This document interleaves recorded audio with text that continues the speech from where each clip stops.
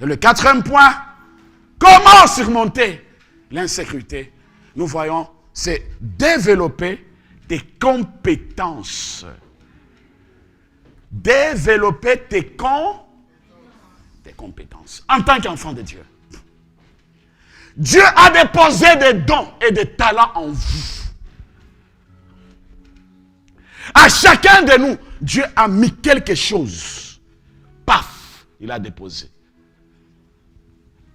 Maintenant, nous n'arrivons pas à développer ce que Dieu nous a donné.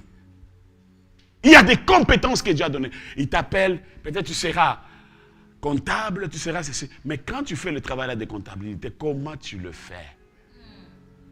Est-ce que tu es sérieux avec le travail que tu fais? Si tu es soudeur, est-ce que tu soudes réellement comme il faut? Chacun, Dieu a déposé, tu as les dons. Comment tu exploites ces dons? C'est pour gagner l'argent ou c'est pour faire quoi? Dieu nous appelle à développer nos compétences. C'est-à-dire là où tu travailles, ce que Dieu a mis en vous, tu devras travailler sur ça. Seigneur, tu as déposé cette grâce sur ma vie, je dois travailler sur ça. Pour que ça puisse aller plus loin. Tu as ton entreprise, travaille bien dans ton entreprise. Cherche comment faire. Et à chaque fois, bien-aimés, nous devons toujours avoir l'habitude également de regarder les angles morts. Ce qui nous manque plus, on ne veille pas sur les angles morts de notre vie. Là où tu sais qu'ici, je suis incapable. J'ai besoin de l'aide de l'autre. Mais tu fais semblant que tu vas le faire. Et ça se bloque. Mais si tu cherches quelqu'un qui a ces compétences-là, il viendra, il va t'orienter et les choses vont avancer. Tout ça parce qu'on n'aime pas des conseils. On aime se conseiller nous-mêmes. Je connais. Il y a les YouTube. Même pour rédiger une lettre, je vais regarder dans le YouTube. Tout est déjà mis là-dedans, je regarde, et puis c'est fini, je prends, puis je rédige, puis je dépose. Mais pas pour aller à quelqu'un qui, non, peut-être parler avec lui, je peux prendre quelque chose de sagesse que Dieu a mis en lui. Quand je parle, je m'échange avec lui. Mais moi, je compte sur autre chose. Ce n'est pas mauvais, c'est la science. C'est bien, toutes ces choses, c'est bien. Mais il y a d'autres choses, on peut le recevoir quand on s'approche. Des angles morts. Il y a beaucoup de personnes au milieu de nous qui n'aiment pas des remarques. On dit que non, là-bas, ça ne marchera pas. Non, moi, j'ai étudié pour ça, moi, là. Moi, j'ai tel diplôme de ça et ça. Quel orgueil. Et puis, les choses compliquées. Oh, Dieu. Est-ce que Dieu, il est dans cette affaire-là? Mais Dieu t'a donné tout.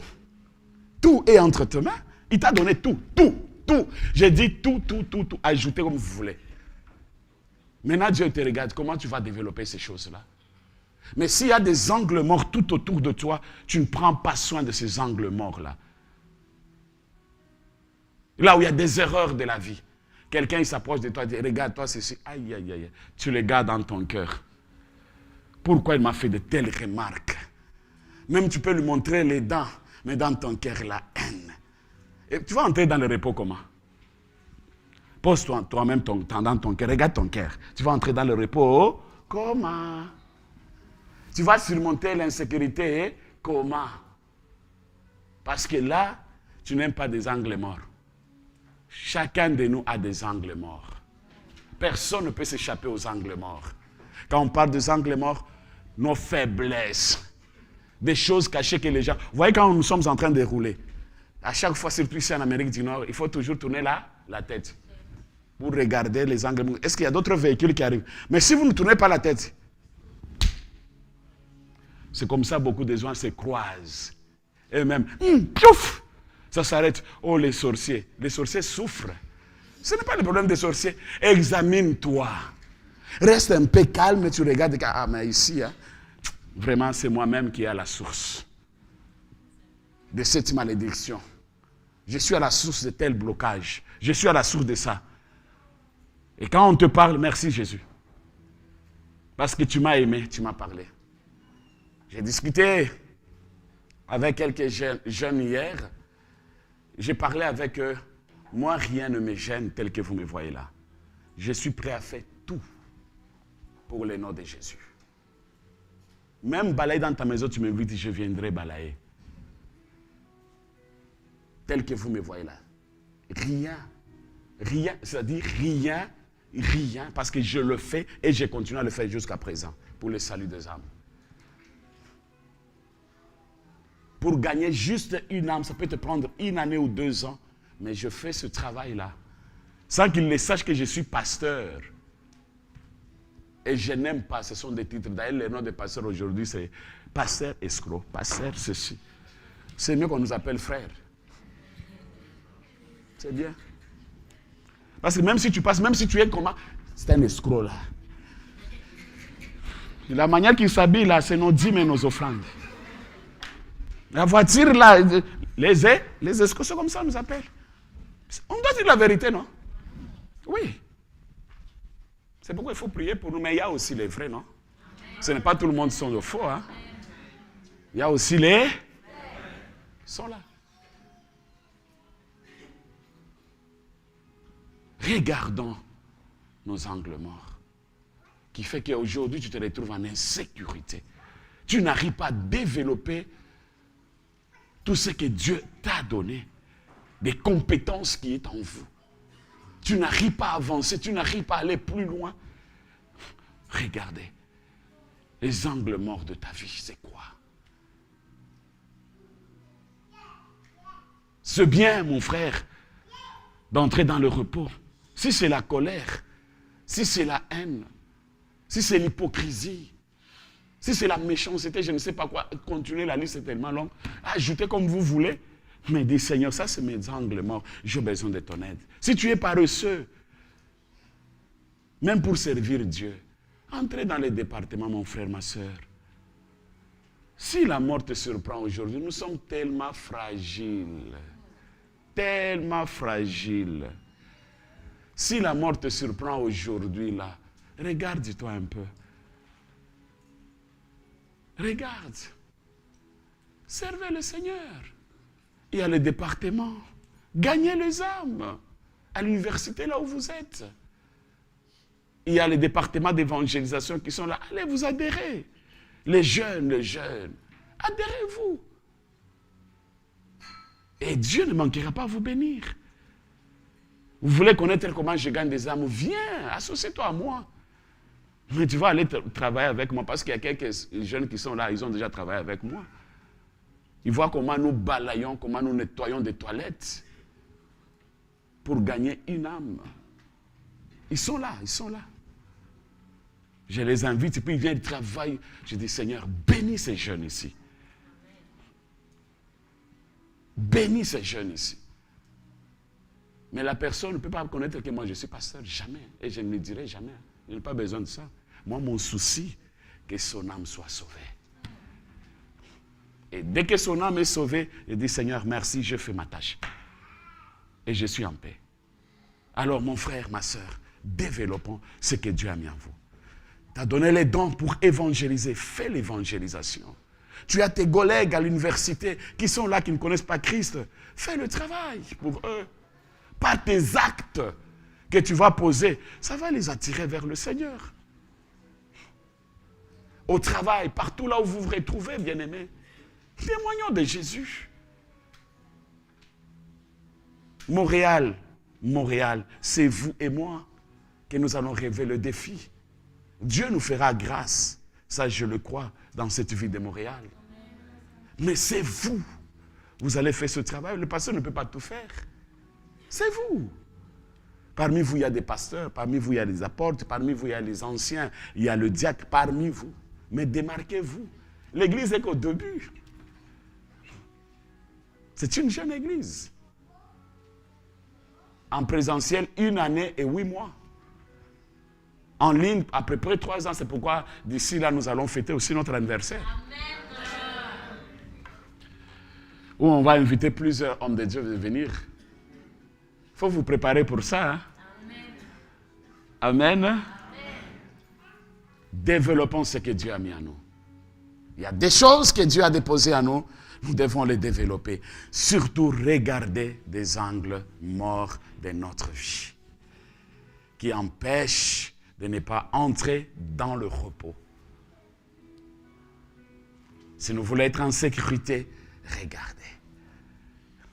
Et si on veille sur ces choses, ça nous aidera à entrer dans le repos. Gloire soit rendue à notre Dieu. Dans 1 Pierre chapitre 5, le verset 5, voici l'exhortation que j'adresse aux anciens qui sont parmi vous. Moi, ancien comme eux, témoin de la souffrance de Christ et participant de la gloire qui doit être manifestée. Manifestée. Manifestée. Si nous voulons vivre, bien-aimés, expérimenter la gloire de Dieu, vivre la puissance de Dieu, Dieu nous attend, nous tous, à être de véritables témoins. De témoins de Christ, on est en sécurité totale. Tu veux vivre la sécurité, tu veux aller entrer dans le repos, aller plus loin, soyons le témoin de Dieu partout là-haut, par notre comportement, par notre caractère. Quand Dieu te regarde, quand les gens te regardent, ils disent non, je dois servir son Dieu. Ta vie parle. Ta vie parle. Tu n'as pas besoin même de marcher avec ça ou bien de mémoriser tout ça dans la tête. Mais ta vie doit parler. Aujourd'hui, il faut que nos vies parlent.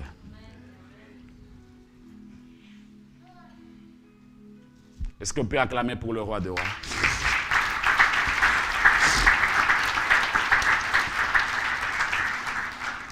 Est-ce qu'on peut encore acclamer pour le roi des rois?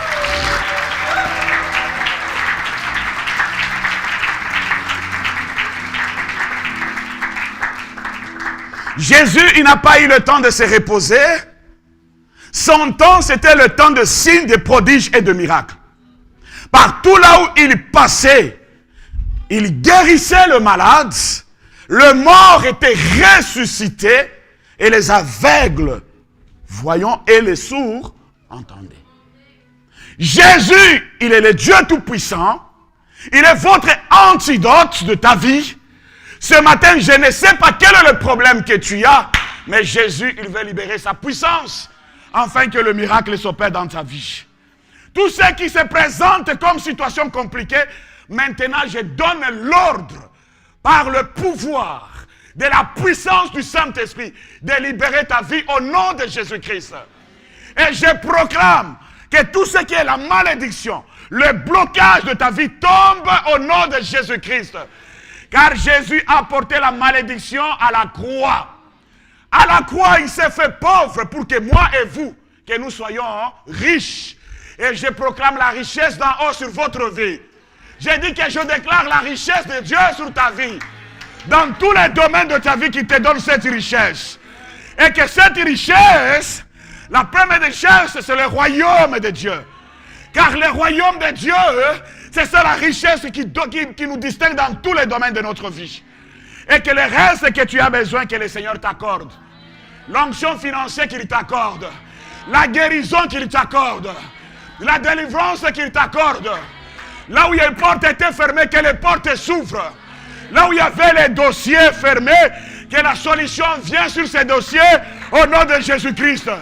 Là où les choses ne marchaient pas, que les choses marchent. Je te fais entrer maintenant dans le repos au nom de Jésus-Christ.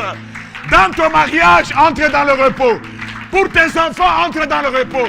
Pour tes projets, entre dans le repos. Tout ce qui est à toi, entre dans le repos. Même les projets que tu es en train de faire. Quand tu quitteras en ces lieux, continue à faire ce projet. Parce que la main de l'Éternel est sur tes projets. Et tu témoigneras de sa fidélité au nom de... Quand Dieu ouvre, personne ne peut fermer. Et quand il ferme, personne ne peut ouvrir. Alors comme lui, il a décidé ce matin d'ouvrir le ciel en ta faveur, recevez la provision. Recevez la provision. Au nom de Jésus-Christ. Recevez la provision de la sagesse. Recevez la provision de l'intelligence. Recevez la provision de la guérison et de la paix du Seigneur dans tous les domaines de vos vies. Au nom de... Vous êtes bénis.